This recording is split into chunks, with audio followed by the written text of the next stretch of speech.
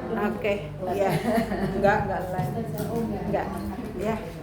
Baik, bismillahirrahmanirrahim. Assalamualaikum warahmatullahi wabarakatuh. Waalaikumsalam warahmatullahi wabarakatuh. Alhamdulillahirabbil alamin wa bihi nasta'in ala umuri dunya waddin.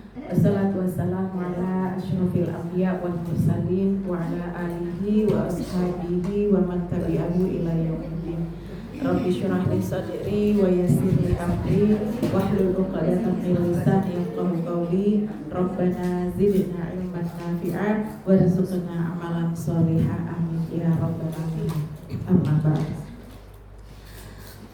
Yang saya hormati ibu-ibu semuanya, yang majelis taklim, jemaah majelis taklim Al-Istiqomah, yang mudah-mudahan senantiasa istiqomah. Dan jazakumullah khairan ya, hari ini kita bisa berjumpa lagi. Mohon maaf kemarin ya masih belum rezeki ketemu. Hari ini kita ketemu. Dan kemarin saya sempat ngobrol sama Ibu Ketua, Ibu Ustadzah Ro'iyah. Bu, kita materinya dirapiin kalau bisa biar teman-teman punya pemahaman yang terstruktur bagus. Jadi niatnya saya ya, ini kali kan pertemuan kita yang pertama kali setelah Ramadan ya, habis Syawal gitu ya. Nanti insya Allah mudah-mudahan sampai ketemu Syawal lagi kita khatam hadis arba'in ya. Jadi kita mulai hari ini gitu ya, kita bahasnya hadis arba'in ya. Mudah-mudahan ibu-ibu merasa teringatkan lagi, karena saya yakin mungkin ada yang sudah pernah mempelajarinya gitu kan ya, ada yang sudah ya sering mendengarnya gitu kan ya.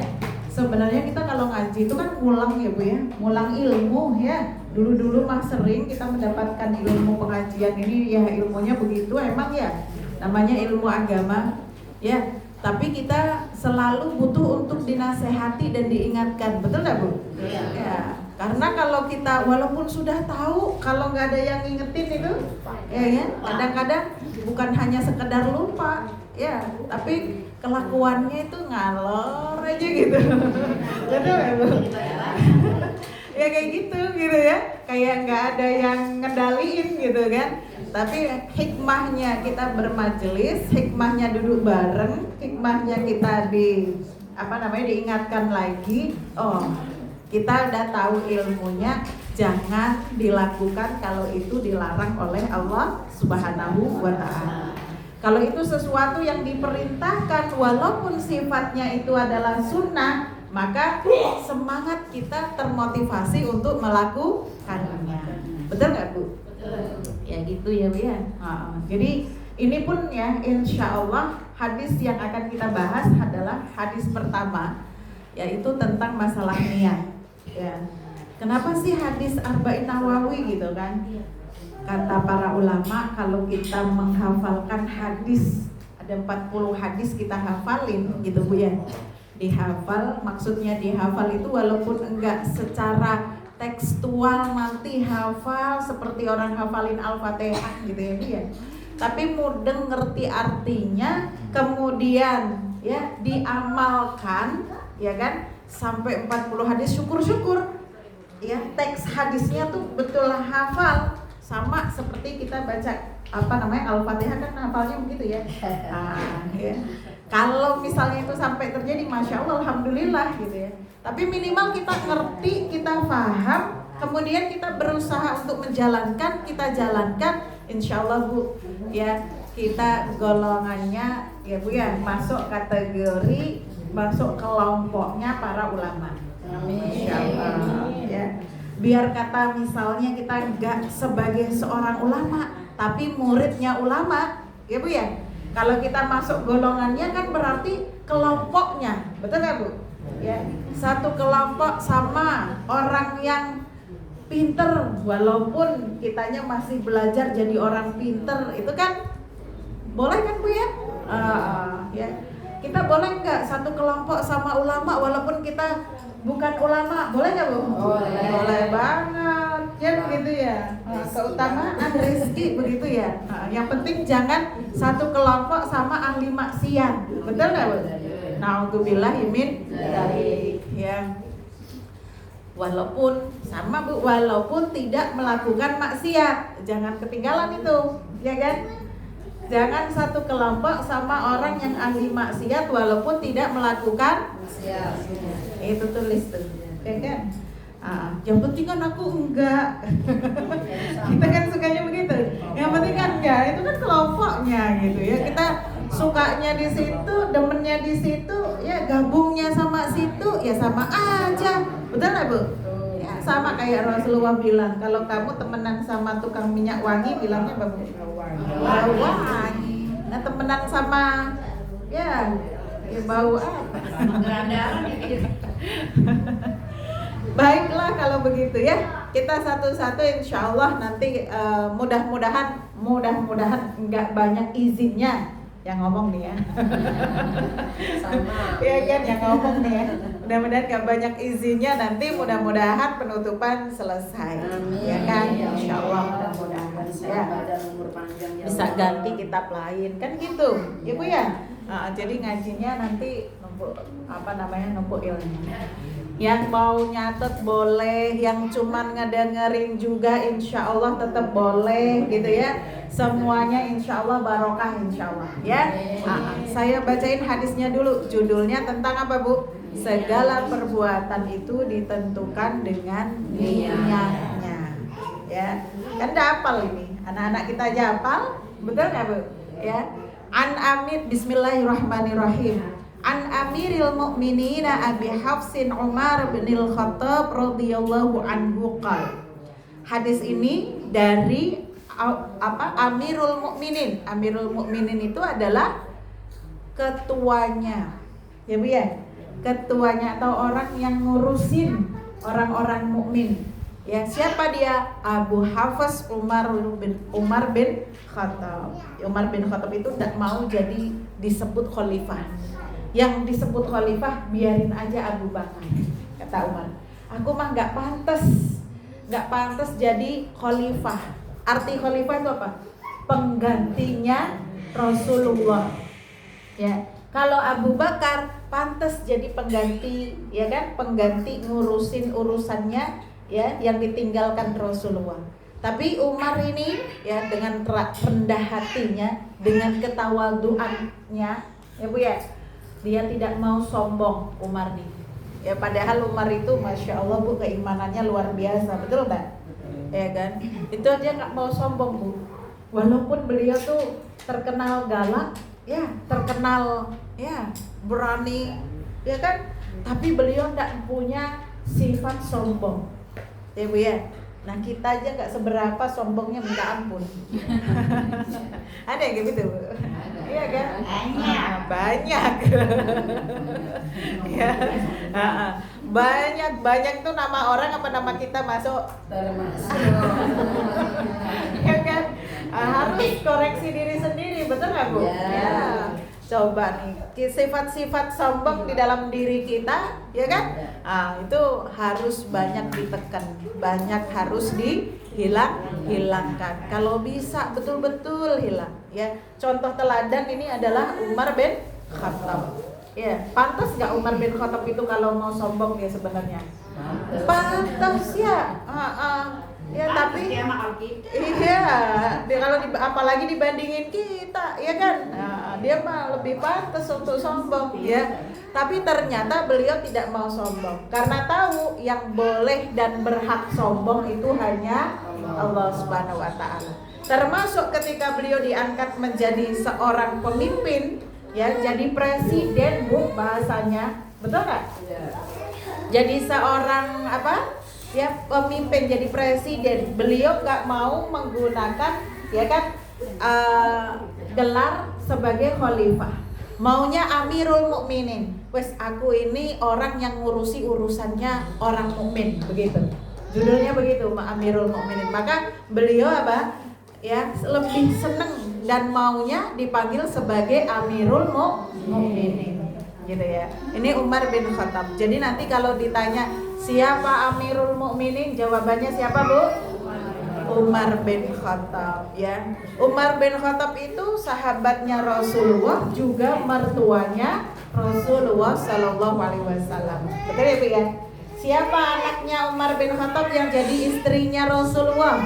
Siapa anaknya Umar bin Khattab yang jadi Ummul Mukminin? Siapa ayo? Anaknya Umar bin Khattab siapa Bu? Siapa Bu? Kalau Fatimah anaknya Rasulullah, kalau Aisyah putrinya Abu Bakar, terus siapa anaknya Umar bin Khattab? Gak ada yang jawab nih. Aku dola ya Allah Rabbi. Ya, Masya Allah gitu. Tahu Ustazah tapi lupa gitu kan.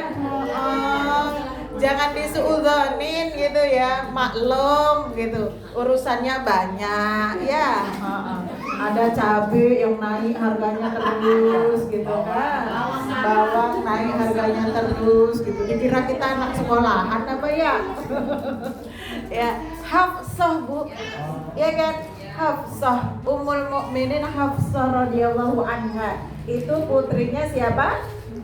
Umar bin Khattab. Ya nanti dikenal-kenalin juga ya Bu ya. Nah, ini kalau kita baca hadis nanti ibu-ibu kenal-kenal juga sama sahabat-sahabat yang lain. Ya Bu ya? Insyaallah. Nah, ini Umar bin Khattab, beliau yang meriwayatkan atau menyampaikan bahwa ya, qala Umar bin Khattab bilang, beliau mengatakan, sami'tu Rasulullah, saya mendengar Rasulullah Shallallahu Alaihi Wasallam yaqul, ya, beliau bersabda. Apa yang disampaikan oleh Rasulullah yang kemudian dikabarkan oleh Umar bin Khattab kepada kita semuanya. Rasulullah bersabda begini Bu, dengerin ya. Innamal a'malu binniyat wa innama likulli imri'in ma nawa. Faman kanat hijratuhu ilallahi wa rasulih fahijratuhu ilallahi wa rasulih. Wa man kanat hijratuhu lidunya yusibuha aw imra'atin yankihuha fahijratuhu ila ma hajara ilaihi. Ya, saya enggak putus matan hadisnya ya, supaya kita mendapatkan keberkahan dari apa yang disampaikan oleh Umar, mengikut dengan apa yang disabdakan oleh Rasulullah Shallallahu Alaihi Wasallam. Ya Bu ya. Ini kalimat disampaikan oleh Rasulullah Shallallahu Alaihi Wasallam, diajarkan kepada kita. Bu dengerin, segala sesuatunya nanti akan berubah setelah kita mendengar apa yang disampaikan Rasulullah. Apa yang disampaikan Rasulullah tadi? Ya, artinya apa? Innamal a'malu binniyat. Artinya segala sesuatu pekerjaan itu berdasarkan kepada niatnya. Ah, ini mah sudah ngerti aku Ustazah. Ya kan Bu? Dah paham aja. Tapi betapa banyaknya kita yang paham terhadap hadis ini, sudah ngerti berkali-kali, sudah dibaca berkali-kali, bahkan didengar berkali-kali, ya anak-anak kita ngafalin di rumah, ya, tapi kita suka seolah-olah tidak pernah dengar kalimat ini. Benar kan? Ya. Jadi kadang-kadang kalau kita melakukan satu aktivitas, ya kan, kita tuh mikirnya niatnya beda-beda, macem-macem tuh. Betul aku? Padahal kita itu pengen mendapat ridhonya Allah. Harusnya yang kita tuju siapa Bu? Allah. Niat betul-betul karena Allah. Kan begitu? Ya. Jadi kalau pekerjaan-pekerjaan kita lakukan bukan karena ridhonya Allah, dapatnya juga bukan ridhonya Allah. Begitu maksud hadis ini. Ya, maka dikatakan di awal innamal a'malu binniyat. Segala macam perbuatan, segala macam amal, segala macam apa yang kita kerjakan itu berdasarkan niatnya. Wa innamal likulli imri'in ma nawa. Dan sesungguhnya setiap pribadi seseorang, siapapun kita, itu berdasarkan apa yang diniatkan. Ya, faman kanat hijratuhu ilallah wa rasulih. barang siapa yang hijrahnya karena Allah dan Rasulnya, maka ya fahijratuhu ilallahi wa rasulih, maka hijrahnya dia ya kan pun akan mendapatkan Allah dan Rasulnya. Masya Allah, kalau dapetin Allah dan Rasulnya berarti niatnya betul-betul karena Allah, begitulah maksudnya ya Bu ya. Wa man kanat hijratuhu lidunya yusibuha ya awimra'atin yankihuha, barang siapa yang hijrahnya karena dunia, pengen harta, pengen supaya nanti pergi ke Madinah ya kan, pergi ke satu tempat di sana lebih kaya, lebih dapat harta banyak, atau pengen karena supaya di sana bisa menikah dengan ya perempuan yang didambakan, yang diinginkan, kan begitu ya. Sama misalnya ya supaya deket sama cem-cemannya gitu ya. Maka apa yang diniatkan akan didapatkan juga. Fahijratuhu ila ma hajara ilaihi, sabda Rasulullah. Maka hijrahnya akan mendapatkan sesuai dengan apa yang diniatkan. Kenapa Bu? Kok bahasanya masalah hijrah? Tapi diawali dengan ya kan segala amal. Kan begitu ya? Innamal a'mal, segala amal, semua amalan. Tapi kemudian mengerucut amalnya hijrah. Artinya begini, walaupun hadis ini ya ada cerita kronologinya, hadis ini sebab turunnya hadis ini. Kalau ayat Al-Qur'an dalam bahasa tafsir, Bu, ya, yang menjadikan ayat itu turun namanya asbabun nuzul, ya. Kalau hadis disebutnya asbabul wurud, ya, sama sebenarnya. Sebab Rasulullah mengucapkan, beliau bersabda, menyampaikan hadis ini itu dilatar belakangi oleh sebuah peristiwa. Ya. Pertanyaannya kan begini, peristiwanya apa? Kan begitu ya Bu ya? Yang mengakibatkan atau sampai Rasulullah menyampaikan kalimat yang indah ini. Ya, ini dari Imam At-Tabrani, beliau meriwayatkan dalam Al-Mu'jam Al-Kabir dengan sanad yang bisa dipercaya bahwa Ibnu Mas'ud berkata, ini yang menjadi latar belakangnya ya Bu ya, hadis tersebut turun. Di antara kami ada seorang laki-laki yang melamar seorang wanita, ya kan? Dia namanya Ummu Qais, perempuan ini, ya. Namun wanita itu menolak sehingga ia hijrah. Jadi wanita ini hijrah duluan, gitu ya.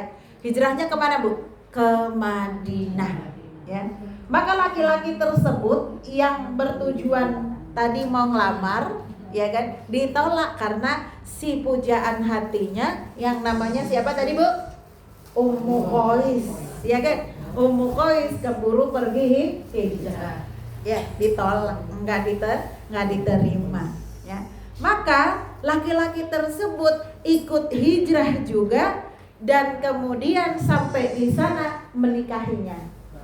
Maka besar kemungkinan hijrahnya itu karena ada faktor cewek ini. Betul ya Bu ya? Si Ummu Qais ini kan begitu. Ya, ini jago ngikutin apa Bu? Betina. Betul enggak? Ya, boleh kan Bu ya? Nah, karena itu ya, dia ini dijuluki oleh para teman-teman sahabat yang lain, ya kan? Muhajir Ummu Qais julukannya. Dijuluki ini Muhajir Ummu Qais itu artinya orang yang berhijrah karena Ummu Qais, bukan karena Allah dan Rasulnya. Maka sampailah berita itu di Rasulullah SAW, ya.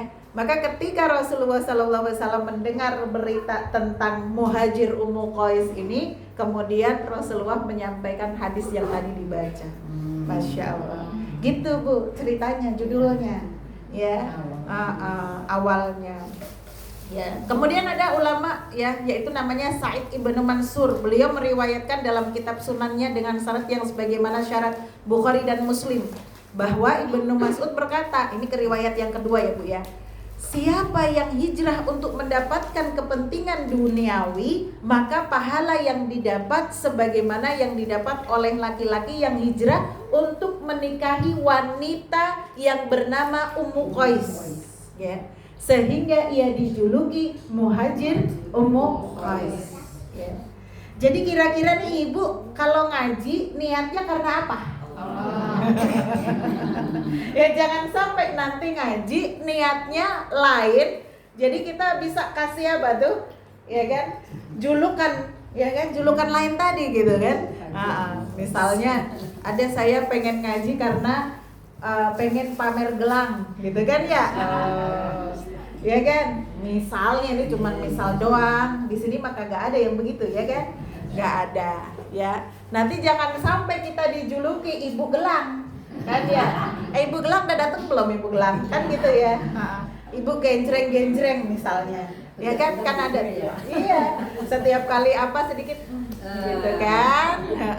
Ya tapi di sini mah nggak ada, alhamdulillah. Ya, kan semuanya yang datang ke sini, duduk di sini, ya. Mau ngaji karena apa, Bu? Karena Allah. Pengen ngilangin kebodohan. Pengen kalau beramal ada ilmunya, betul? Supaya deket dengan surga, supaya datang rahmatnya Allah Subhanahu wa taala. Ustazah banyak amat niatnya. Boleh nggak begitu, Bu? Boleh. Boleh banget. Tapi niat yang pertama tetap harus karena Allah. Ya Allah, aku ngaji karena Engkau, ya kan? Mudah-mudahan Engkau datangkan rahmat kepadaku, datangkan saudara-saudara baru, bisa dapat pahala silaturahmi, bisa dapat ilmu yang bermanfaat. Mudah-mudahan barokah jadi jalan sehatnya kita semuanya. Dan banyak banget, boleh Bu niat ditumpuk-tumpuk, boleh? Boleh, ya. Satu amalan itu, kata para ulama, Bu, bahwa kalau kita melakukan satu amalan baik, maka boleh kita tumpuk-tumpuk niatnya. Niatnya bukan cuma satu saja, niatnya banyak, boleh. Asalkan semua niatnya adalah baik, bukan niat yang Bu? Bukan niat yang tidak baik. Nah gitu ya. Bukan niat yang ditolak oleh Allah Subhanahu wa taala. Begitu. Jadi boleh, Bu, boleh. Ya, sedekah pun begitu. Kan kadang-kadang kita nih, ya Ustazah kita ini banyak sering sakit gitu ya kan. Ya, udah sering sedekah enggak, Bu? Gitu kan. Emang boleh Ustazah sedekah niatnya buat apa? Kesehatan tubuh. Boleh. Tapi apa? Niatnya tetap yang utama adalah karena Allah. Jadi niatnya ditumpuk-tumpuk, ya Allah gitu ya. Aku berniat sedekah karena Engkau. Mudah-mudahan dengan jalan sedekah ini Engkau sehatkan badanku, Engkau kuatkan tubuhku, Engkau mudahkan aku untuk beribadah kepadamu. Nah kalau lagi ngomongin begini, kotak infak muter gitu ya. Udah ke sini, udah sampai sini, muterin lagi biar ditambah kan gitu. Ya Masya Allah. Itu insya Allah jadinya boleh Kak Bu begitu? Boleh ya. Insya Allah itu satu niat yang ya Bu ya diperbolehkan. Dan tidak akan menghilangkan nilai apa Bu? Nilai pahala sedekah kita. Jangan merasa nanti kok nilai sedekahku hilang. Enggak ya Bu ya, tetap insya Allah juga dibalas kebaikan sama Allah Subhanahu wa ta'ala. Sama kalau kita lagi misalnya baca surat Al-Waqiah ya Bu ya, atau kita sholat duha 2 rakaat, niatnya tetap karena Allah ya kan, nawaitu lillahi ta'ala. Tapi kalau berdoa disertakan keinginan kita ya Bu ya, boleh enggak? Boleh ya, mudah-mudahan dijaga dan dijauhkan dari kefakiran, kemiskinan, kan begitu? Boleh ya Bu ya, Masya Allah. Ayo kita bongkar ya fikih hadisnya ya. Yang pertama tentang syarat niat ya. Para ulama sepakat bahwa Tadi disampaikan perbuatan seorang mukmin ini tidak akan diterima dan tidak akan mendapatkan pahala kecuali niatnya karena Allah. Maka niat jadi penting. Yang membedakan antara kita mandi biasa dengan mandi junub apa Bu? Niat kan? Caranya mah sama aja, betul? Iya kan? Ya, cuman lebih lengkap kalau mandi apa? Mandi junub dia harus diperhatikan supaya air betul-betul ngalir, ya kan? Tapi orang Indonesia mah kalau mandi udah boros lah dengan air, ya kan? Nggak mungkin nggak kelewatan kayaknya nggak mungkin kalau orang Indonesia gebyur gitu kan semuanya. Ya Masya Allah gitu. Yang membedakan sholat 2 rakaat subuh kita yang sunnah sama yang fardu mana Bu? Iya, kan sama-sama 2 rakaat ya? Sholat subuh itu qobliyah 2 rakaat, kemudian wajib 2 rakaat. Ya, niat yang membedakan ini sunnah dan ini wajib. Betul kan Bu?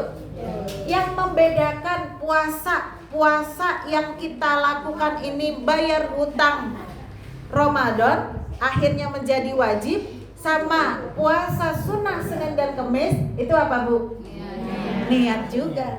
Maka niat itu dalam hal ibadah harus betul-betul diperhatikan, ya. Jadi kalau menurut madhabnya Imam Syafi'i dan ulama-ulama yang lain, artinya ini kan jumhur ya Bu ya. Ini menyebutkan bahwa niat itu merupakan syarat sahnya sebuah ibadah. Jadi kalau enggak niat, ibadah kita enggak sah. Ya Bu ya? Paham ya berarti ya? Nah kemudian yang kedua apa yang dibahas adalah tentang waktu dan tempat niat. Ya, waktu niat itu Bu adalah di awal ibadah.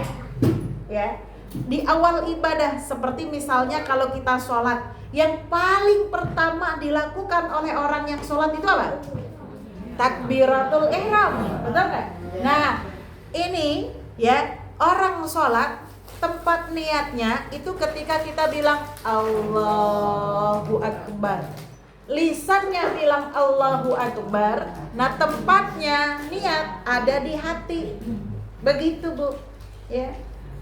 Susah Ustazah, gimana caranya? Ada yang begitu Bu ya. Nah sekarang insya Allah enggak, nanti Ibu kalau sholat konsentrasi, kan udah kemarin diajarin ya gimana sholat kita lebih konsen supaya lebih khusyuk, ya kan, supaya diprioritaskan betul-betul disiapkan gitu ya. Jangan sholat dalam kondisi anak kita rewel, jangan sholat ketika kita punya jemuran padahal suasananya mendung, jangan sholat ketika kita ngangetin makanan, ngangetin segala macam, kompor dinyalain gitu kan, jadi nggak enak kan Bu ya, jadi nggak tenang gitu, dimati-matiin semua gitu ya, kompornya Bu yang dimatiin ya, bukan anak rewel ya jangan ya.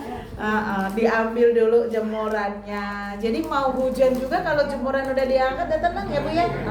Maka insya Allah nih sholatnya bisa apa Bu? Tenang, khusyuk. Maka timbang kita Allahu Akbar, lisan bilang, di hati niat, ya Allah aku sholat menghadapmu. Sholat apa tadi? Sholat zuhur kah? Sholat asar kah? Gitu kan ya. Lillahi ta'ala. Dalam hati itu begitu Bu. Kalau misalnya Allahu Akbar niatnya nggak sepanjang itu, yang penting Allahu Akbar, ya Allah aku sholat karenamu. Dan ya Allah aku sholat zuhur karenamu. Di dalam hati itu bisa begitu ya.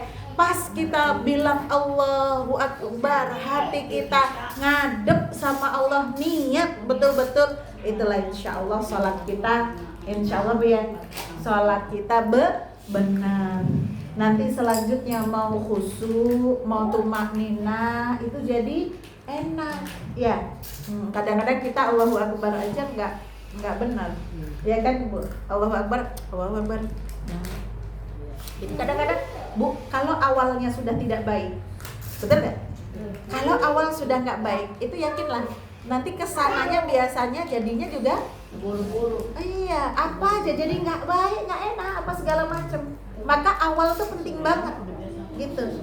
Awal tuh penting banget, ya. Awal penting banget. Ketika awal kita bisa, ya, tumakninah khusyuk, maka insya Allah, ya, yang lainnya juga nanti tumakninah. Gerakan-gerakannya sebagaimana yang kemarin kita bahas ya Bu ya.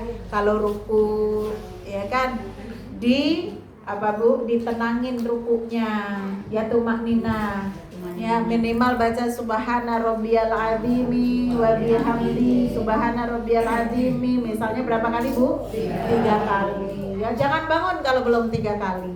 Ya Bu ya. Begitupun seterusnya, ya. Jadi niat itu adanya di awal ketika melakukan satu perbuatan itu, gitu ya Bu ya.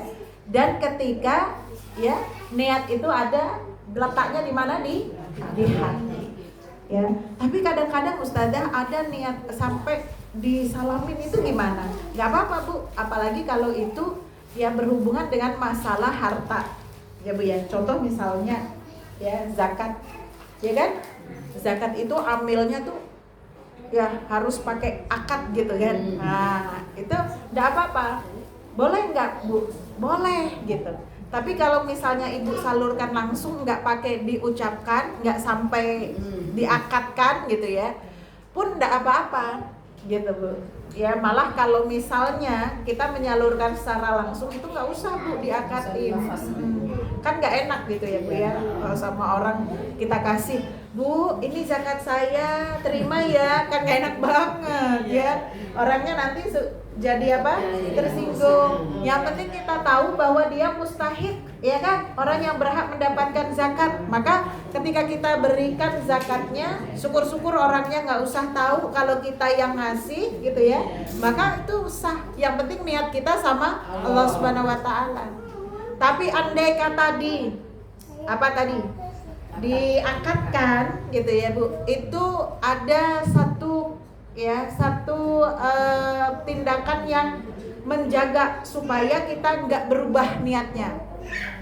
Datang ke masjid, ya kan, nih begitu ngasih terus langsung diterima aja sama ya kan orang yang ada di masjid gitu kan ya. Tadinya mungkin dalam hati dia niatnya mau zakat mal, ya kan, karena masjidnya butuh gitu misalnya. Tiba-tiba sebulan lagi karena ternyata dia butuh uang misalnya gitu ya, dia datengin masjidnya lagi, kemarin duit saya yang saya kasih ya kan, mana gitu loh, bukannya dikasihkan ke masjid Bu buat zakat gitu kan. Enggak Ustadz, saya pinjemin katanya. Ada gak Bu begitu? Ya kalau diniatin seharusnya nggak ada ya, harusnya nggak ada. Kalau udah dikasih gitu. Nah ini berhubung juga kan sama orang. Misalnya tiba-tiba ya orang dikasih, kalau nggak dilafalin itu loh, kalau nggak diakatkan gitu. Nah ini ya supaya tidak terjadi hal yang seperti itu, maka diakatkan ya. Dan kadang-kadang ya Bu ya di masjid itu banyak yang sudah menyediakan kuitansi gitu. Ya, itu menghindari supaya tadi ya tidak ada kecurangan ya. Dia udah ngasih, masa iya tiba-tiba datang mau ngambil lagi gitu kan ya. Nanti dengan berbagai alasan. Ini kalau di masjid mungkin tidak terjadi, tapi bisa juga kalau misalnya ada orang datang ya Bu ya ke si fulanah gitu, yang secara pribadi gitu kan. Ya, tiba-tiba ini tak kasih duit gitu kan. Karena dia saking senengnya dapat duit, diterima aja. Lupa ditanya, ini duit apa? Gitu kan? Ya. Tiba-tiba sebulan berikutnya, 2 bulan berikutnya ya ditagih. Ya kan? Ditagih nih. Ini duit apa? Gitu kan ya. Ini itu bukan duit aku ngasih loh, aku minjemin kamu sebulan yang lalu. Nah, repot juga kan Bu ya kalau gitu ya. Ya, makanya kalau niat ngasih ya, orang yang menerima ya mentakkid itu nggak apa-apa ya, boleh ya, dan harus sejatinya begitu ya. Orang menerima apalagi itu dalam uangnya nggak sedikit misalnya ya, sebaiknya itu diakatkan ya. Dan kalau kita zakatnya cuman misalnya 100.000, 200.000 ya nggak kepikiran begitu, betul nggak Bu? Ya kalau orang yang di luar sana zakatnya sampai jutaan, ratusan juta gitu kan ya. Yang nerima kan ngeri, betul nggak Bu? Ya, ini duit apa kan begitu ya? Maka perlu diakad ya. Nah, kalau pas diakad ya kan, pas ketika nerima gitu ya, maka itu sah-sah saja boleh. Artinya ketika kita melafalkan niat ya, Ustadz ini saya berniat untuk apa? Mengeluarkan zakat mal saya ya. Misalnya dilafalkan dan diakadkan, itu bukanlah sesuatu yang dilarang. Paham Bu? Sama seperti misalnya orang baru belajar sholat misalnya ya, di kecil diajarin ya usolli fardul gitu misalnya gitu ya. Itu karena dia baru belajar gitu kan Bu ya. Takutnya nanti malah ya berantakan kalau di dalam hati karena belum bisa fokus, maka itu boleh. Kalau sudah terbiasa lisannya bilang usolli, nanti tinggal kita udah belajar nih tentang hadis niat ya Bu ya. Ternyata tempatnya niat itu di hati. Berarti kita usollinya di hati. Ya bareng ketika kita membaca takbiratul ihram begitu. Paham Bu? Itu enggak usah didebat Bu. Ya enggak usah didebat. Oh berarti selama ini saya bagaimana Ustazah? Saya kalau sholat baca niatnya ya misalnya kencang di depan ini gitu kan. Enggak usah begitu, enggak usah didebat. Tinggal nanti kita perbaiki aja. Ya Bu ya? Kita perbaiki aja. Nanti berarti ketika kita sholat, kita berupaya dan berusaha ya, niatnya ditaruh di hati. Paham Bu? Bareng sama takbiratul ihram. Yaitu waktu yang tepat dalam niat dan tempat yang tepat untuk niat. Ya. Yang ketiga, keharusan hijrah. Hijrah itu apa sih Bu? Zaman dulu masa Rasulullah SAW ketika masih di Mekah, turunlah perintah untuk hijrah ke Madinah, ya kan? Maka pada waktu itu orang mukmin yang beriman kepada Rasulullah SAW, ketika turun perintah hijrah, hukumnya wajib mereka hijrah ke Madinah. Hukumnya wajib. Tapi hari ini bagaimana? Ya, hijrah kemudian dimaknai oleh para ulama lebih luas. Artinya apa? Hijrah itu bisa berpindah tempat dari yang buruk ke tempat yang lebih baik, ya kan? Atau dari masa lalu perbuatan yang tidak baik ke masa yang lebih baik hari ini dan yang kedepannya menjadi lebih baik. Nah biasanya kalau kita mau menjadi lebih baik, baik hari ini maupun yang akan datang mau lebih baik, tentu meninggalkan teman-teman yang tidak baik. Betul nggak? Ya, kita bilang mau hijrah lebih baik, mau menjadi lebih baik, tapi masih temenan sama tukang gosip. Gimana Bu? Aku taubat nggak mau gosip lagi sekarang, udah kapok kata ustazah, ternyata gosip itu dosanya besar. Ya Bu ya? Dosanya kayak makan apa? Bangkai gitu ya. Bangkai saudara kita sendiri gitu. Ya Allah, ternyata selama ini aku banyak dosa. Astagfirullahaladzim. Taubatan nasuha. Tapi gak mau ninggalin apa? Temen-temennya yang suka gosip. Ya, temen-temennya diajakin bertaubat pada gak mau. Nah inilah ibu harus cari temen baru. Ya, itu namanya hijrah juga tuh. Hijrah dari pertemanan yang buruk yang mencari teman yang baik. Mana teman yang baik? Teman yang baik adalah teman yang mengingatkan kita kepada ketakwaan kepada Allah Subhanahu wa taala. Ya. Ibu lebih senengan mana? Ayo kita rujakan sambil ngobrolin tuh tetangga-tetangga kita. Misalnya ya. Pokoknya lagi banyak tuh berita news hot news gitu ya, lebih banyak, kayaknya kita sambil ngerumpi yuk gitu. Lebih seneng mana orang yang ngajakin begitu sama orang yang ngajakin, Bu ngaji yuk besok gitu. Ngaji. Yang bener. Ya kan? Iya. Harus begitu, alhamdulillah gitu ya. Bu ngaji yuk gitu. Bu di situ loh ada ngaji gitu. Benerin bacaan Quran kita misalnya, ya. Nah, carilah teman yang kayak gitu, Bu. Carilah teman yang membuat kualitas hidup kita semakin baik. Ya Bu ya? Ingat Bu, umur kita makin lama makin berkurang, ya kan? Jangan udah makin berkurang, udah makin tua, dosanya bukan berkurang malah tambah. Ya Allah, setiap punya waktu nenangga apa tuh nenangga? Ya main ke rumah tetangga, ngomongin tetangga yang lain ngalor ngidul. Ya Allah, ibu-ibu kalau ketemuan orang kayak gitu nih, perhatiin ya. Dia kan suka bertamu di sana, kan begitu ya. Habis dari rumah ibu, dia rumahnya fulan. Habis dari rumahnya fulan, dia ke rumahnya fulan yang B lagi gitu ya. Itu dari rumah ibu ke rumahnya fulan, dia ngomongin ibu. Tahu nggak? Iya kan? Jadi jangan jangan ditemenin orang yang kayak gitu. Iya kan? Alhamdulillah. Di sini mah nggak ada begitu ya. Udah bakal pintar semua. Iya. Nah, ini Bu, satu keistimewaan kalau kita menghadirkan majelis taklim di lingkungan kita. Betul nggak? Jadi kalau lingkungan kita orang-orangnya pada ngaji semua, makin lama makin pinter. Tahu yang model begitu itu nggak bener, jangan diikutin. Betul nggak? Ya kan, rugi, diri kita tuh rugi Bu. Betul nggak? Apa loh untungnya kita ngomongin orang tuh? Kerjaan kita berantakan, nggak selesai, ya kan? Ya terus kita malah di mata orang tuh bukannya makin baik Bu, ya kan, malah orang tuh ilfil sama kita. Ngerti nggak Bu ilfil itu apa? Ya kan, orang jadi gini, gitu ya. Kak dia ngomongin, ya kan? Kan jadinya kita dinilai buruk kan Bu ya. Jadi orang kalau udah dinilai buruk itu Bu ya, kita juga nggak respect sama orang, betul nggak? Nggak ada hormat-hormatnya, betul nggak Bu? Ya lama-lama kita dijauhin, ya nggak asik temenan sama dia, betul nggak Bu ya? Ya, nah untuk bila mindalik jangan sampai kayak gitu. Kenapa? Karena nanti orang juga takut deket-deket sama kita tuh takut. Bukan karena takut diomongin, takut ketularan kita begitu, benar nggak?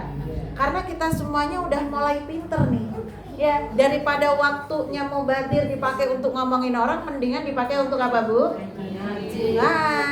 Ya, di rumah ya Allah Bu, orang muslim tuh nggak ada istilah nganggur, ya kan? Kalau pagi-pagi loh, ya habis masak, habis sholat subuh masak, ya kan, habis bebenah sholat duha, habis sholat duha baca al-waqiah, capek tidur gitu kan, zuhur kita sholat, habis sholat masih ada waktu kita bisa tilawah lagi gitu kan ya.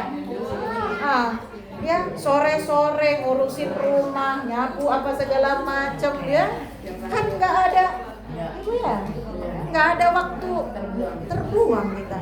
Habis maghrib sama anak-anak kita ya ngaji gitu kan ya. Kalau ada waktu luang kita bagus ngaji sesekali ya Bu ya, sesekali nonton TV nggak apa-apa ya Bu ya, sesekali hiburan boleh gitu ya. Kalau butuh hibur ya, itu namanya hijrah ya Bu ya. Kebiasaan buruk ditinggalin jadi kebiasaan baik, itu juga boleh hijrah begitu ya. Kemudian yang keempat apa? Orang yang berniat melakukan kebaikan, namun karena satu atau lain hal, misalnya ternyata dia sakit ya Bu ya, berarti dia nggak jadi melakukan kebaikan itu ya, tapi dia udah niat, ya Allah nanti ya hari Kamis aku mau ngaji ya, tapi ternyata pas mau berangkat ngaji tiba-tiba ada tamu jauh, kan jadinya nggak bisa ngaji. Orang kalau tamu jauh kan nggak enak kalau ditinggal ya kan. Mau diajakin ngaji juga dia jadi dari perjalanan jauh ya kan, kudu kita layanin, suruh istirahat di rumah, masa iya kita tinggal ngaji kan ya. Ada nggak suatu kondisi begitu kadang-kadang kita? Ada ya kan. Atau misalnya gitu ya, udah niat tuh gitu mau puasa sunnah ya, udah sahur, udah niat mau puasa sunnah gitu, tiba-tiba sakit ya kan, perutnya ngerasa melilit ya, sakit, kata dokter apa? Bu, buka puasanya ya kan. Itu kan satu kondisi yang tidak bisa kita ya kan hindari ya. Bukan sesuatu yang juga kita apa? Kita inginkan, kita sengaja bukan gitu ya. Maka yang seperti itu bagaimana? Dia mendapatkan pahala ya, pahala niatnya ya. Dia akan mendapatkan pahala. Masya Allah. Walaupun tidak dikerjakan ya. Walaupun tadi karena dia ada tamu nggak jadi ngaji, dia dapat pahala ngaji. Masya Allah. Ya kan Bu? Enak kan? Jadi orang mukmin itu kalau kita dalam hati niatannya bagus terus, niat pengen beramal baik terus, itu selalu dapat pahala Bu. Ya kan? Jangan punya niatan buruk. Ya kan? Timbang sama-sama niat lah Bu. Bener nggak? Kan enakan niat baik daripada niat buruk. Betul nggak? Kan pekerjaannya sama. Ya, pekerjaan nih ya sama kayak mau tidur. Ya Bu ya? Mau tidur malam tuh, habis isya mau tidur, ya kita niatkan disunahkan begitu. Ya Allah, tidurku mudah-mudahan berkualitas, ya kan? Aku niatkan ya supaya bisa bangun nanti di sepertiga malam, ya kan? Nah, mudah-mudahan bangun ya Allah dan bisa sholat tahajud, kan begitu ya? Ya. Nah, alhamdulillah bangun sholat tahajud itu berarti nanti amalannya dapat 2 pahala. Ya kan, niatnya baik dapat pahala, begitu dikerjakan maka pahala mengerjakan amalannya dikasih sempurna pahalanya. Masya Allah. Ya, tapi kalau ternyata terlewat bagaimana? Ya, nggak jadi sholat, Ibu ya, nggak jadi sholat karena benar-benar bukan sesuatu yang disengaja, benar-benar nggak kebangun, ya kan? Ini nggak pura-pura ya Bu ya. Bukan yang udah bangun tapi ya kan selimutan lagi gitu, ngantuk gitu ya. Bukan begitu, tapi benar-benar gak kebangun, maka ya Bu ya, tetap dia mendapatkan pahala 1. Tapi kalau niatnya dilakukan, maka dapat pahala sempurna. Al-Baidawi dalam hal ini beliau berkata begini, amal ibadah tidak akan sah kecuali sementara amal tanpa niat adalah sia-sia. Jadi amal ibadah tuh kalau nggak diniatin dulu ya maka itu tidak sah. Tapi kalau gitu ya ibadah nggak pakai niat maka jadinya sia-sia. Ya jadi harus disempurnakan. Ya niat, kemudian niatnya dikerjakan supaya dapat pahala sempurna. Ya. Sama dengan misalnya jasad tidak akan berfungsi jika tanpa ruh, dan ruh tidak akan tampak jika terpisah dari jasad. Jadi beliau itu menyamakan ya kan niat dengan amal itu seperti ruh dan jasad. Kan nggak mungkin kita kalau punya fisik doang, jasad doang, tapi nggak ada ruhnya, mati. Nggak gerak kita, nggak bisa ngapa-ngapain, dikubur kita, bener Bu? Ya, begitu juga ruh aja gentayangan nggak ada jasadnya, nggak tampak, nggak dianggap kita, betul kan Bu ya? Nah, ya, jadi harus yang namanya manusia ya hidup itu ya ada ruhnya, ada jasadnya. Jadi amal sama niat itu begitu Bu, nggak bisa dipisahkan. Ya. Kemudian yang kelima apalagi Bu? Hadis ini mendorong kita untuk ikhlas dalam segala perbuatan dan ibadah agar mendapatkan pahala di akhirat kelak. Ya, mendatangkan apa? Rahmatnya Allah, mendatangkan kemudahan dan kebahagiaan. Kebahagiaan yang hakiki yang kita carikan itu, betul nggak Bu? Ya, jadi setiap apapun yang kita kerjakan, Bismillah ya Allah karena Engkau. Bismillah ya Allah karena Engkau. Bismillah ya Allah karena Engkau.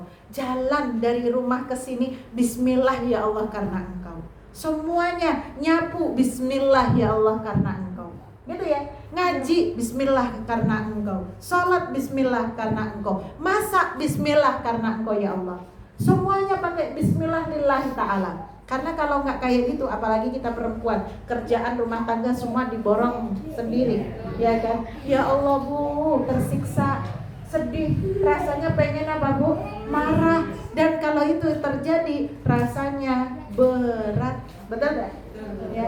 nyapu tuh cuma nyapu doang juga Bu ya. Itu kalau nggak ikhlas tuh rasanya ya Allah, bahkan rumah kita cuma 100 meter itu kayak nyapuin lapangan sepak bola 10. Betul kan? Kalau nggak niat itu, ya kan? Begitu juga ya ngaji, kalau nggak niat, mending jalan cuman berapa? Ya 500 meter aja itu kayak jalan 5 kilo. Betul nggak Bu? Ya kayaknya berat banget ya, ngaji lagi dah, ya kan? Mau nggak ngaji nggak enak sama ketuanya, ya padahal ya Allah banyak banget itu alasannya, ya. Kenapa enggak? Ya Allah, alhamdulillah dikasih kesempatan untuk ngaji. Bismillah, ya kan? Karena engkau jadi ringan jalannya, betul nggak Bu? Ya, apalagi pekerjaan-pekerjaan yang tadi disampaikan, masya Allah. Ngurusin anak tuh, liatin, ya kan? Bu, ngurusin anak itu ringan nggak Bu? Berat. Kalau nggak ikhlas, masya Allah, ya kan? Itu rasanya, ya nanti suami datang tuh, urusin anakmu gantian. Aku udah seharian, gitu kan? Kau pikir ngurusin anakmu gampang apa? Kayak gitu Bu. Kayaknya yang ketawa-ketawa ini. Ya, itu kalau nggak kita niatkan ikhlas karena Allah, ini apa Bu? Apa tuh bahasanya? Cari bahasa yang susah amat ya Ustazah. Tabungan aja, ya kan? Ini tabungan kita buat nanti, gitu kan Bu ya? Maka insya Allah mudah-mudahan dengan kita ikhlas ngurusin anak kita, ya kan, jadi inventa apa Bu?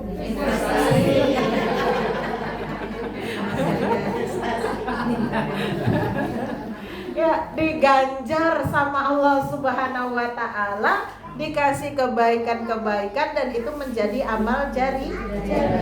Jadi ringan, mau anaknya nangis, rewel, gendong, ya Allah ringan banget, betul nggak Bu? Ya, kita mau tetap bahagia, ya insya Allah. Ya. Kemudian yang terakhir, yang keenam, semua perbuatan baik dan bermanfaat jika diiringi niat yang ikhlas dan hanya mencari dengan keridhaan Allah. Dan tentu niat itu bagian dari ibadah. Perhatiin Bu, niat itu bagian dari ibadah itu sendiri. Jadi kenapa Allah itu marah ketika kita berniat, ya Bu ya? Bukan karena Allah. Karena berarti ketika kita melakukan aktivitas, niatnya karena orang lain, itu seolah-olah kita beribadah dengan orang itu. Iya kan Bu? Padahal ibadah kita kepada siapa Bu? Allah. Wa ma umiru illa liya'budullaha mukhlishina lahud din. Ya kan, itu kita baca terus, betul nggak Bu? Ya, kita tuh diperintahkan untuk ikhlas. Ikhlas itu artinya apa?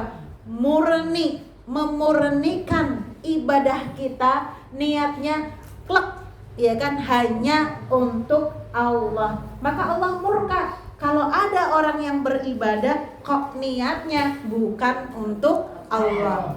Berarti dia ibadahnya bukan karena Allah. Ngaji, ya kan, ngaji niatnya bukan karena Allah, niatnya karena yang lain-lainnya. Oh, Allah murka. Berarti apa?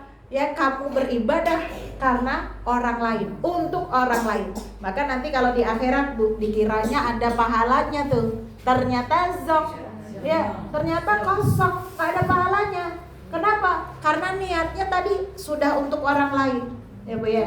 Nih kalau yang dengerin, yang ngaji jamaah itu potensi niatnya sebenarnya besar Bu, ya kan? Lah jamaah datang duduk dengerin ustazah ceramah, ya kan? Kalau nggak niat loh, buat apa? Betul lah Bu ya? Ya, kan nggak jadi pusat perhatian, betul Bu ya? Sama aja, jamaahnya juga banyak gitu. Yang potensi khawatir nggak ikhlas itu yang ngomong, justru ustazahnya, betul nggak Bu? Ya, nanti kalau kita ngomongin masalah bab niat itu Bu, ya kan, itu sebenarnya yang harus paling mengambil pelajaran itu yang ngomong, yang berbicara. Kenapa? Karena potensi enggak ikhlasnya itu bisa lebih besar daripada yang mendengar.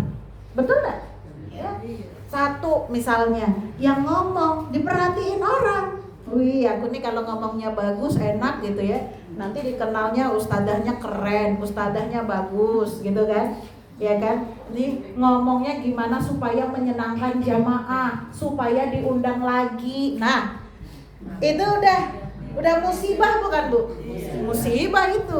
Ya kan? Belum lagi kalau pulang ternyata dikasih amplop. Wah, itu musibah lagi, berkali lipat musibahnya. Betul nggak? Pergi ngaji, ya kan niatnya udah kebayang amplop, itu musibah. Betul nggak Bu? Niatnya apa harusnya Bu? Karena Allah lillahi ta'ala ya menyampaikan ilmu yang dititipkan Allah kepada kita yang sedikit yang dibutuhkan umat. Saya tanya ibu-ibu, bahasan kita hari ini bermanfaat nggak? Bermanfaat ya? Alhamdulillah. Maka ibu-ibu mohon ya, nanti ibu-ibu doain saya. Jangan cuma saya, tapi juga ustadzahnya. Semua ustadzah yang mengajarkan ilmu kepada ibu-ibu doain. Ya Allah, mudah-mudahan Bu Isti, mudah-mudahan ustadzah-ustadzah saya memiliki jiwa yang ikhlas karenamu. Begitu, kau ampuni semua salah dan dosanya. Ya Bu ya, dan kau bersihkan hatinya. Karena manusia Bu, betul gak? Saya tuh manusia. Nih saya curhat sama ibu-ibu ya. Hatinya manusia nih kadang-kadang lemah. Ya Bu ya? Ya. Kalau kita lagi nggak diuji, ya kan, itu ngerasa kayak kita kuat, ya. Kalau pulang tuh, nih, kalau lagi pulang nih, Bu, lagi pulang, habis ngisi kajian, nggak dikasih apa-apa, nggak ada apa-apanya, itu merasa tenang gitu, tenang, nggak masalah. Karena apa? Alhamdulillah tidak ada yang memberatkan, lupa juga, ya. Giliran kemudian ada apa-apanya tuh, ya kan? Ada ininya, ada itunya. Kadang-kadang nih, ya, itu yang namanya manusia, kadang-kadang tuh, ya. Itu tuh Masya Allah Subhanallah. Ya Allah, itu doa dulu tuh. Ya Allah Bu, mudah-mudahan bukan karena apa-apanya ini, bukan karena amplopnya, bukan karena bawaannya, bukan karena penghormatan jamaahnya, bukan karena suatu yang sifatnya duniawi. Betul ya Bu? Ya Allah, mudah-mudahan niat ikhlasnya itu dijaga dari mulai berangkat sampai pulang. Ya makanya Bu, jadi ustadzah itu juga begitu, ujiannya besar. Ya, berat gitu. Ya, tapi kadang itu kalau saya pribadi, alhamdulillah suami saya kerja masih enak Bu. Ya ini bayangin kalau bapak-bapak yang jadi ustadz, ya kan? Dilema antara kebutuhan rumah tangga, istrinya di rumah nungguin berasnya habis, ya kan? Sama dia harus memintarkan umat, betul nggak Bu? Itu kan ya Allah, itu kalau untuk menjaga keikhlasan, Masya Allah luar biasa. Ya, makanya jamaah sekarang alhamdulillah pada pinter-pinter, ya kan? Ustadznya ngejaga hati, jamaahnya juga apa Bu? Ngerti bagaimana haknya menjadi atau kewajibannya menjadi, ya kan, murid, kan begitu, menghormati guru, kan begitu ya Bu ya? Ya bukan hanya menikmati ya Pak ilmunya, tapi juga ya memberi kepada guru. Betul Bu? Dalam rangka Ibu memberi kepada guru pun, ini kembali lagi, tadi saya udah ngomongin gurunya nih ya. Guru kan begitu bebannya berat, betul nggak? Ini murid juga dalam rangka ikhlasnya juga kadang-kadang diuji, betul Bu? Ya, ketika dia udah ngasih guru, kadang-kadang dia mentang-mentang udah ngasih guru, maka dia merasa berhak ngatur guru, diatur gurunya. Kadang-kadang begitu, ya. Ngasihnya, mohon maaf, ya kan, mau seberapa nggak seberapa itu nggak ada urusan dengan jumlah, betul nggak Bu ya? Ya dia ngasih itu kadang-kadang merasa paling berhak gitu ngatur gurunya. Ya, Ustazah nanti begini, nanti begitu, nanti yang disampaikan ini, nanti jangan sampaikan ini ya Ustazah. Kadang-kadang Bu, saya kalau dengar ada jamaah yang ngaturnya sampai detil-detil apa yang harus disampaikan itu, saya dalam hati istighfar bolak-balik, karena keceplosannya tuh begini, ente aja yang ngajar, ente aja yang jadi ustazah gitu kan ya. Harusnya cukup aja sampaikan, Ibu ini majelis taklimnya, murid-muridnya atau jamaahnya kisaran usia sekian ya kan, rata-rata pendidikannya begini, kami butuh tema ini. Udah, ini ustazah mah insya Allah kan ngerti gitu, nggak usah sampai didikte.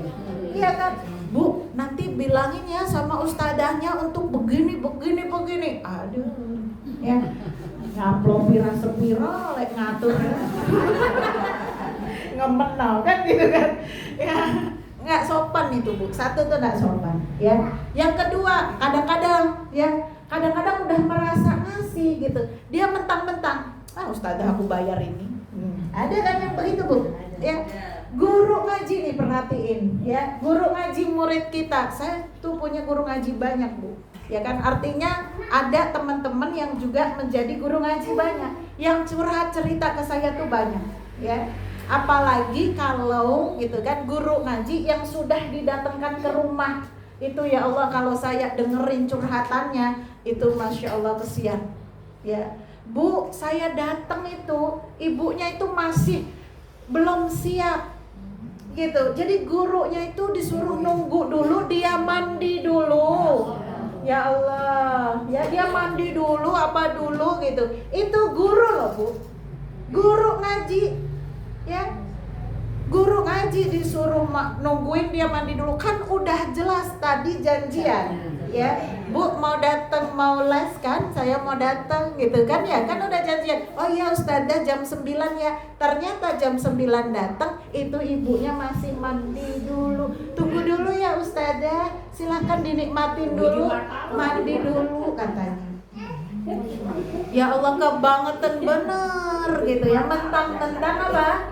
Ya kan bayar gitu kan ya. Ini kan kadang-kadang Bu ya, ada aja kan orang seperti ini kan Bu, ada. Jadi makanya kita ngomong nih, kita tuh harus tahu posisi kita di mana, betul nggak Bu ya.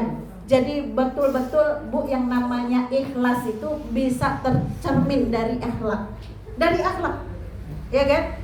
Kalau kita melakukannya dengan ikhlas betul-betul karena Allah, mau di jamaah yang dimanapun, mau di gang, mau di komplek, mau yang di tempat bagus, yang tempat bagus, itu semuanya kewajiban sama rata ya. Mau kita ustazah, kita bayar berapapun, siapapun ustazahnya, kalau kita sudah bertekad untuk ambil ilmu dari beliau, ketika kita ikhlas, mau dibayar berapapun, mau kita ngasih berapapun, mau ngasih apapun, kita wajib respect dan hormat, memuliakan ustazah kita. Betul apa betul Bu? Betul apa betul Bu? Ya. Ibu-ibu, ini bagian dari ikhlas ya. Sama kalau kita ibadah juga begitu. Kita ikhlas karena Allah Subhanahu wa taala. Ada nggak ada orang itu sama kualitasnya. Betul Bu? Bahkan kalau nggak ada orang itu lebih bagus lagi. Perhatikan Rasulullah kalau sholat panjang itu, beliau justru di sholat sunnah. Apalagi ketika beliau ada di rumah sendiri, sholat ya Bu ya, malam, ketika beliau tidak di masjid, itu beliau Masya Allah sampai kakinya lecet-lecet. Nah kalau kita kan beda. Kalau kita jadi imam, sholatnya lagi ada banyak jamaah, kita bagusnya luar biasa. Giliran di rumah, ya kan, kita cuma jemput gitu Bu ya. Sama kalau kita ngaji misalnya, ya ngajinya ada orang, kita bagus, giliran ngaji sendiri, ya Allah, padahal kita ikutan tahsin, belajar memperbaiki bacaan ngaji itu supaya kita nikmat baca Qur'annya, betul nggak Bu? Bukan cuman ketika kita di panggung, ketika kita di podium, ketika diliatin orang, ketika di majelis supaya bagus ngajinya, enggak. Betul Bu? Ya, supaya kita tuh kalau baca Quran ya, ada nggak ada orang ya Bu ya, apalagi cuman berdua doang sama Allah Subhanahu wa taala, itu kita ngerasa nikmat gitu. Enak gitu kan begitu ya. Wallahu a'lam bishawab. Jadi tadi ya Bu ya, yang harus diingat-ingat banget itu ketika niat itu satu syarat, niat itu jadi syarat, dua diterima dan tidaknya amal dan ibadah ya, kemudian tempatnya ya, tempatnya niat ya, dan waktunya niat, kemudian apa Bu ya, betul-betul niat itu harus apa Bu, adalah tujuannya Allah. Wallahu a'lam bishawab. Al-haqqu min rabbikum fala takunanna minal mumtarin. Wassalamualaikum warahmatullahi wabarakatuh.